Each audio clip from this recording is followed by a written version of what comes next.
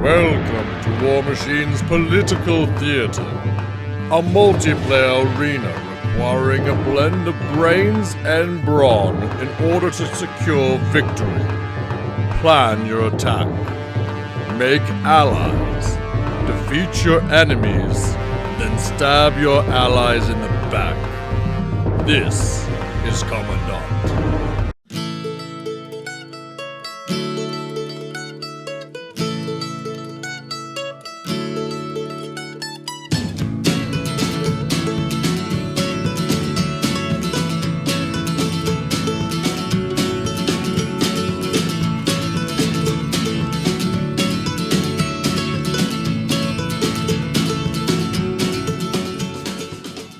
Hello and welcome back to the worst Warmachine channel on the internet. I'm Malorian, and it's time for another Warmachine battle report. And this will be another Commandant battle report. So just very quickly, for those who don't remember, Commandant is the 4-player version of Warmachine. I love it. The description of how it works is down in the comments below. But anyway, let's jump into what I'm running this week.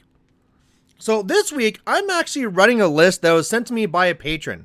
It's Samuel Stark sent me this, like Malorian, do you take requests for Commandant lists? I'm like, yeah, sure, why not? So he sent me this Maddox list here with, we got the Storm Blades and all that fun stuff. One thing that there was in Samuel's list that I couldn't replicate was the Gwen Keller. I did not pick it up when it was part of that stupid big bundle, and I haven't bought it since. So unfortunately, I don't have that. So that should be here, but I don't have, instead, what I'm taking for those 4 points is 2 more gunners. So probably the Gwen Keller's better, but already I'm feeling very in danger going into this game because I have a lot of infantry that likes to die. I do have some high armor that I can do for like a turn or two, but otherwise I feel like I'm just going to get kind of shot off the table, but we'll see if that happens.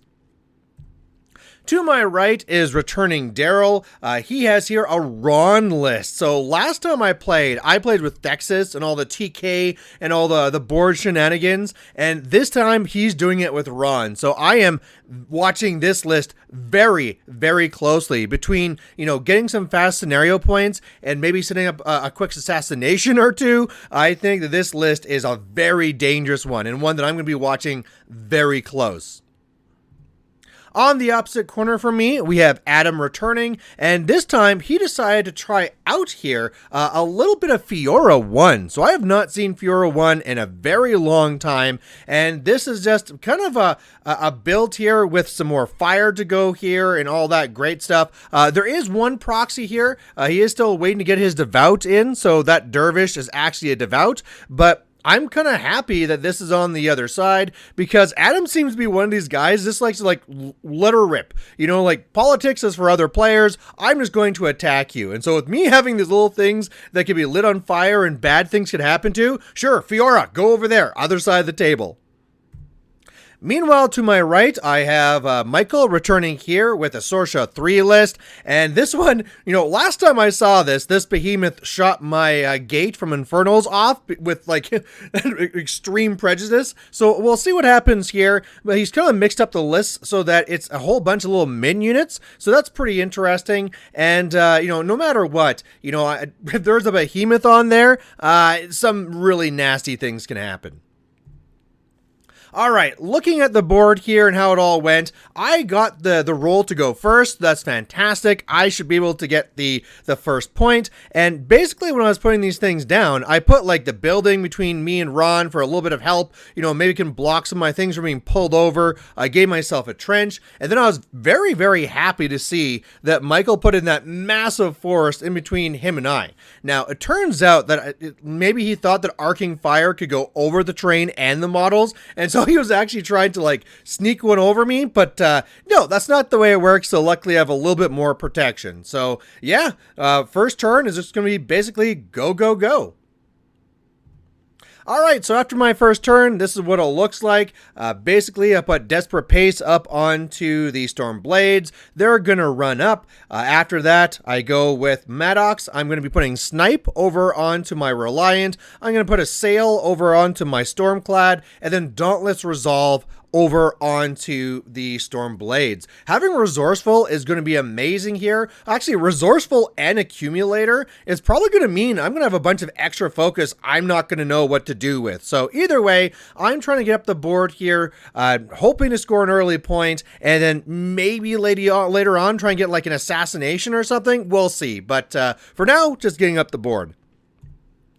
But then Daryl does something that I did not expect. So basically, this little chimera gets to be placed 2 inches forward, then it runs forward, and then he TKs it into the zone. So you know how I was going to get that early point on turn 2? Yeah, no, that's not going to happen anymore. I mean, I can try and shoot that thing off the table, but odds are that's not going to happen. So Daryl, that's me shaking my fist at you, and you can't see it because, sorry. All right, going over there to Adam, he actually decides to go up there and do shield wall. So that was maybe not the right choice. You know, shield wall is a nice thing to have, but I think he should just ran to get further up the board and actually into that trench. But hey, you know what? He's also kind of learned from previous games that the first one to run to the middle is usually the first one to be killed. So I can't blame him for being a little bit defensive. Otherwise, he puts the insight spell there on the Temple Flame Guard, so they're going to get the +2 damage. He puts a wall over there on the right so that he has a little bit more protection, and that's basically it. Going over there now to turn 1 of Kador, yeah, Michael does not go down the center. Michael decides he wants to pick a fight with both of us, so there is very clearly a contingent of his force that's going to sweep around behind Adam's men off there, and then also, well, what do I see coming towards me? It is going to be has the spell on the behemoth, so it gets, you know, extra speed and counter charge and all that stuff, and it's going to come over here and take some shots at me. So it only does able to kill off the Storm Caller, but yeah, apparently I'm going to be having a behemoth flanking me, so that's not the best. So going into my turn 2 here, I'm going to want to try and score a point, but unfortunately I gotta kill this Arc Node to do it. So I'm going to try and do that while at the same time trying to keep myself alive, and I don't know what else to do at this point. So on my turn, that's what I really do. I do Desperate Pace. I go up there and I Iron Zeal as well. Now, that might have been preemptive, but I mean, between the Behemoth taking shots at me and maybe the Ret's going to be taking shots at me, and for all I know, maybe Adam's going to be trying to take shots at me too, I just kind of felt like, let's just make sure I have another turn, and then we'll deal with it from there. Otherwise, I took all the shots I could into that Arc Node. Most of them missed, so I did a tiny bit of damage, not much, so yeah, not really what I wanted. And the one thing I did do there is the Stormcloud on the right is really set up so that if this Behemoth really does want to try and maneuver behind me, I can charge over there and get it. Another spell that I do have that I haven't cast yet is Onslaught, which gives me Pathfinder. So if I see that Behemoth whatsoever, I'm going to take it down. So hopefully this can work with some like political workings to say like, hey, how about you don't do that? Now, talking about political stuff going on in Commandant, Daryl starts his turn and says, I think I can win. Now, obviously, he can go and he can score the zone here, so that would be something. But he's also looking at how maybe he can run out there and take some other flags as well. So remember that Rahn has that spell where you target one of your battle group and things within 2 inches get pushed 4 inches away. So there's a possibility that you could run up and like push things away from flags. So he's kind of looking at the Menoth flag and the Kadar flag and thinking about whether he can be pushing things away or not. But after some staring and some thoughts, it's just not really plausible. So instead, what he decides to do is, you know, kills off one of my Storm Blades, scores the zone there, and that's really it. So he's going up 1-0. That's really it for right now. But yeah, it's definitely something that got us thinking like, oh yeah, there's a Rahn over there. And if we don't watch him very closely, we could maybe just lose. All right, so going into turn 2 then, what's going to be happening here is that, yeah, now it's going to be Adam trying to get into the zone, trying to get a little bit more fighty. His Jack there on the right shoots into the Khador, kills off a model. He's trying to make sure he has something in the center there. Plus, you can really tell with everything that's on the other side of the forest that he's going to try doing something sneaky and something trying like to jump to the other side. So I'm really glad to see other players fight. However, given what's already going on with Rahn, I really wish he was sending more things that way, but hey, what can you do? If nothing else, I'm pretty sure he did a pretty good job of making sure that that flag is pretty hard to score, and that's enough for me. Now, going on here onto the Khador turn, this is where I start trying to work out that little bit of politics again. And I'm like, hey, you know, like you could go over there, but I can charge you. I'm just going to warn you. And I just want to make sure, I know you forgot last game, make sure you feat this turn, because this will be a great time to put all those clouds out. And you know, if we could destroy that arc node, that would really help. So it worked fantastically. He didn't attack me at all. He took a couple of shots back off over there at the Menoth, and then tried to do a little bit of damage to the actual arc node. Got a little bit in there, so that's something. As you can see here, popped feet, it's all there. And now this is great news. You know, now it's on to me. I don't need to try and do anything over here to Khador. We can be temporary friends. And again, if I can do something to really try and just do something to slow down Rahn, I think that will no longer be a threat. So that's what I try and do. It's really the same song and dance as last time. I go in there, I do Dauntless Resolve, I shift over, I take a bunch of shots, and it really doesn't do much. I mean, now part of it is that he has shield guard basically on his jacks, so when I shoot the light this time, he brings it over to the heavy, so there should be a little hazard template there. We just didn't bother to put it down, but yeah. A lot of my shots miss. It turns out a Chimera that's sitting on focus actually gets increased defense. And since my little guns didn't hit, the rest of my shots didn't auto hit. And so I basically did nothing. So here I am feeling like an idiot. I went up there. I've already Iron Zealed, and I'm probably in a lot of trouble. So I am waiting to see just how much damage Rahn actually does.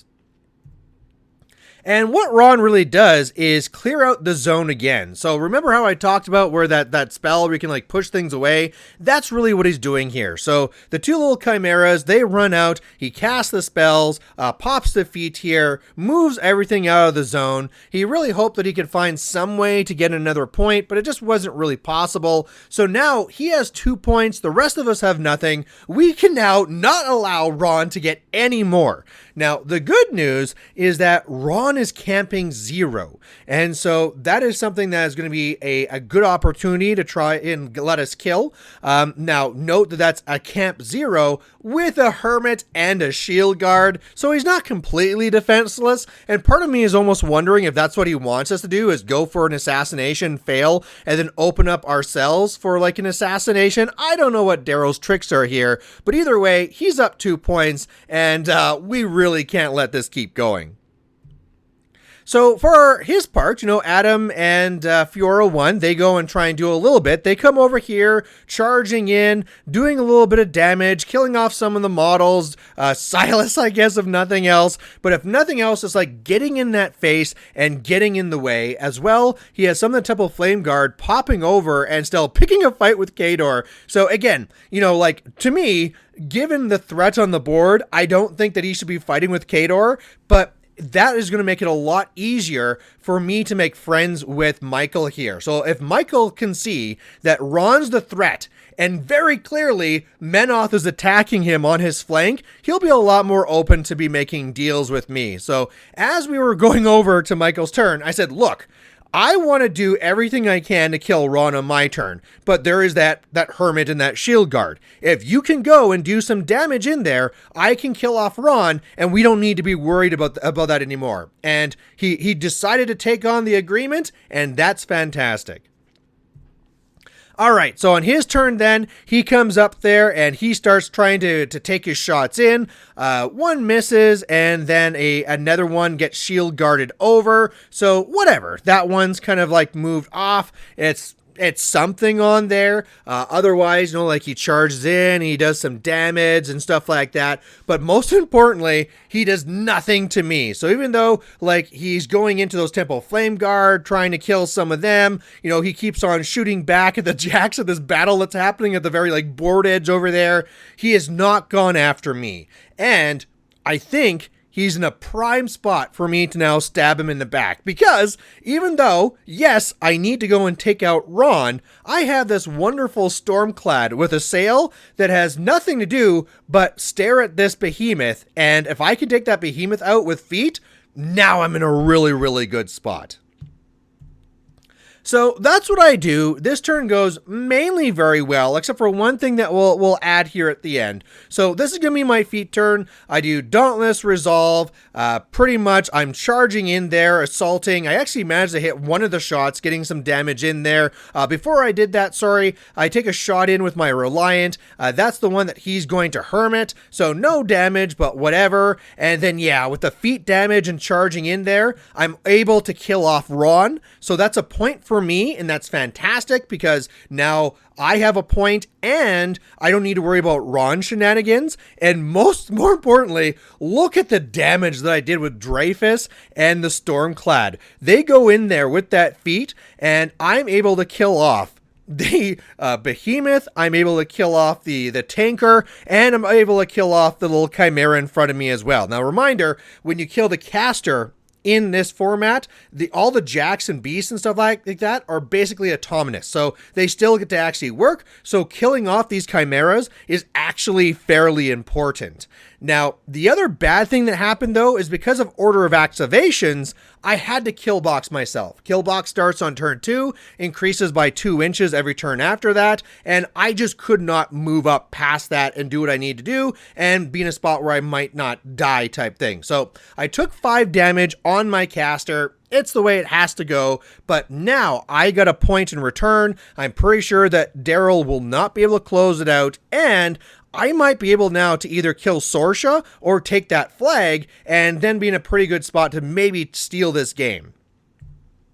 Going back over to Daryl and the Retribution, though, he almost wins this game. So, again, the Jacks are still autonomous, and they can still do things, and so he still has all these wonderful Retribution mechanics. And so they load this boy up with all the focus it's going to need. It tramples over there, does a ton of damage just from the trampling, and then smacks Feora super hard. Does like 9 damage to her. So, doesn't kill Feora, but it's already showing us that, like, he just needs one more point to win, and if he finds some way here to kill Feora, that could be it. So, just when you thought we were out of danger from Retribution, no, it's still happening.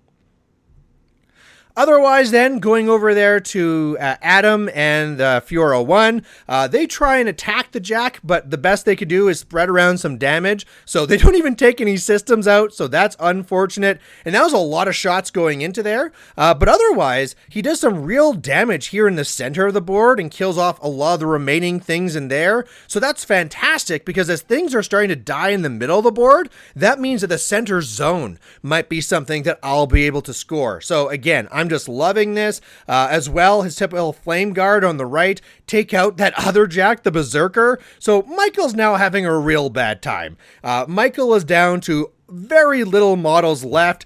He's got to realize at this point that the odds of him winning are very, very low. But hey, like sometimes you got to stab an ally in the back to try and get ahead. So what he does in his turn, though, is try to do some damage in the center and to me. So in the center, he sends in those 2 Mana Wars. They do some okay damage, but that one solo from Menoth, Pyrus, whatever his name is, he's like defense 15. He has like set defense, so he's really hard to deal with. He doesn't go down. And then what he does with Sorscha is goes over and stationaries both my Jack and Dreyfus, and then basically charges in, kills off Dreyfus, and then wind rushes back. So that's going to kill box Sorscha as well, but at least now she's in a spot where she's safe from being killed from my Stormclad. I mean, I could try walking around, but I'm pretty sure I can't make it there. I can't make it by trampling because I'm pretty sure that I only have my Pathfinder when I charge. I don't know. Either way, that was the safest spot that he felt that he could be. So now as it comes to my next turn, now I need to try and find a way to try and close these things off. I don't think I can score his flag because in this format, casters do contest. So at the very least, I should be able to take out the center zone.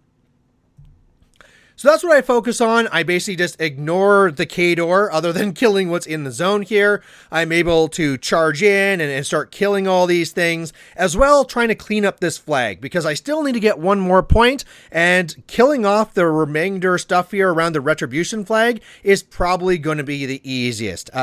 Maddox does not want to take another 5 damage, so I move up and around as I'm also trying to go towards that flag. But yeah, basically at this point, I now also have 2 points.